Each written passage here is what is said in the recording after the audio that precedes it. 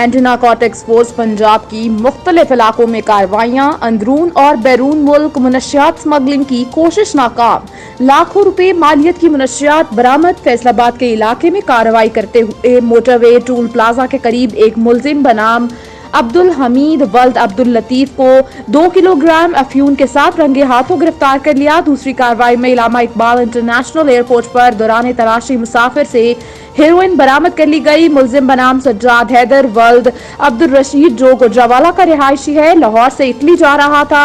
मुनशियात को trolley bag में छुपाया गया था। जबकि तीसरी कार्रवाई इलामा इकबाल इंटरनेशनल एयरपोर्ट पर TCS कार्गो ऑफिस में हुई, जहां मुश्तबा पार्सल में से आइस बरामद कर ली गई। आइस को कपड़ों में छुपाया गया था। पार्सल उस्मान खान वल्द जमान खान की जानिब से सऊदी अरब में हाफिज अल्लाह के लिए बुक किया गया था। बरामद होने वाली मुनशियात की मिकदार का तयन किया जा रहा है। मजीद तफ्तीश जारी है। नशे से इनकार, जिंदगी से प्यार।